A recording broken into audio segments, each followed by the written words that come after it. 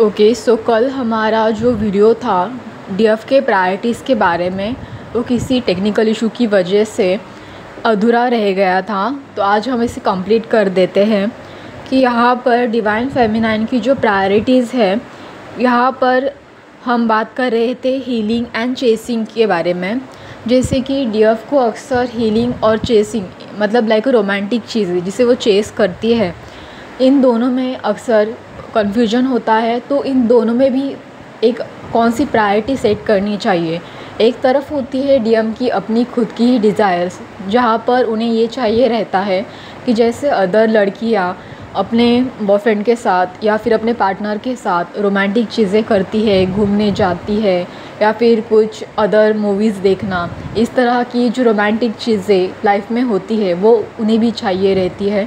तो ज़्यादातर डीएफ अपने डिज़ायर में ज़्यादातर रोमांटिक चीज़ों को ही चाहती है, बट वो एक अनअवेकनिंग फेस में होती है, इसीलिए इस तरह की चीज़ें सोचती है।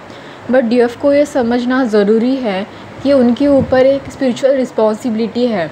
जो अदर लड़कियों को स्पिरिचुअल चीज़ें समझ में नहीं आती, जिस अदर लड़कियों के साथ मतलब जो इस तरह की चीज़ें नहीं होती जो आपके साथ होती है, जैसे कि आप हर रोज़ नेगेटिव चीज़ों से डील करती हो, बट अदर लड़कियां इस तरह की नेगेटिव चीज़ों से डील नहीं करती है, क्योंकि उनका सोल असेंड होने के लिए नहीं बना है।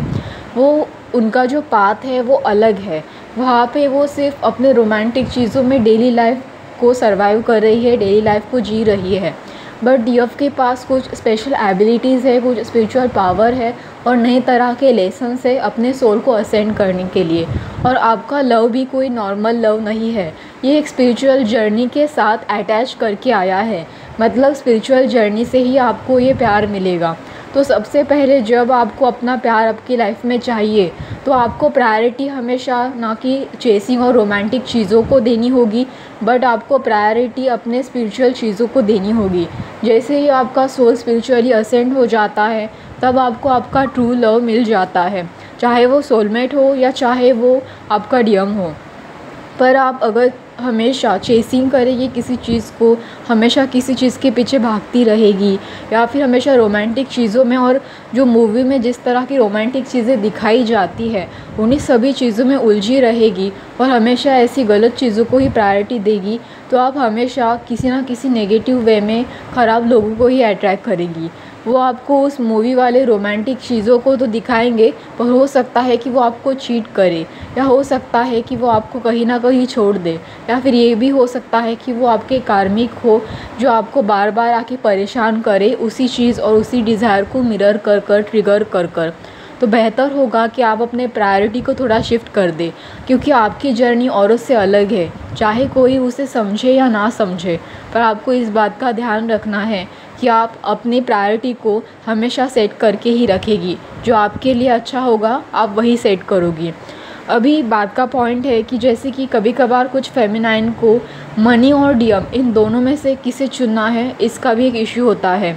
ये इश्यू स्पेशली तब आता है जिनके डिवाइन मस्कुलिन सिर्फ उन्हें चेस करते हैं, या फिर अपने करियर के ऊपर ध्यान नहीं देते, या फिर उनके डिवाइन मस्कुलिन को करियर से रिलेटेड कुछ ब्लॉकेजेस है, या फिर उनके डिवाइन मस्कुलिन सिर्फ थर्ड पार्टी के पीछे भागते हैं करियर पर या फाइनेंशियल चीज़ों पर उनका बिल्कुल भी ध्यान नहीं है। जब भी आपका सोलमेट मिलता है वो आपको उसी तरह से खुद ही सोचती है आप चाहती है, लाइक फाइनेंशियली इंडिपेंडेंट होता है, किया जाए, रिस्पॉन्सिबल होता है करियर पर नहीं है। ये समझना है कि कभी करियर के लिए डेडिकेटेड नहीं होते हैं, या फिर वो क्योंकि अदर लड़कियों में अदर फाइनेंशियल है या थर्ड पार्टी है, पीछे से भी अपने करियर के लिए कोई एक्शन फाइनेंशियल स्टेबल भी नहीं, खुद भी कहीं ना कहीं स्टक है, तो आप रिस्पॉन्सिबिलिटी लेना नहीं चाहता, या फिर फाइनेंशियल जिम्मेदारियां भी उठानी पड़ेगी, और डेली लाइफ में जीने के लिए पैसों की जरूरत पड़ती है।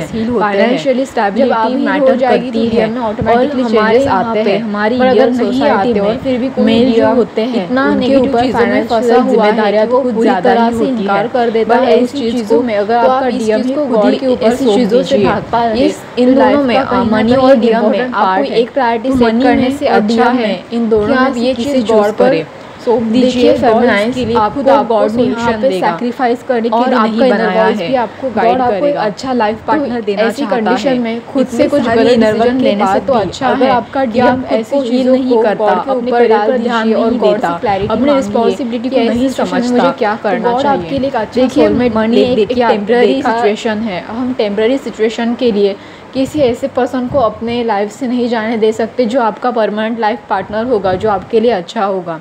तो आप कोई गलत डिसीजन ना ले, इसके लिए आपको यूनिवर्स से और गॉड से ही क्लैरिटी मांगनी चाहिए।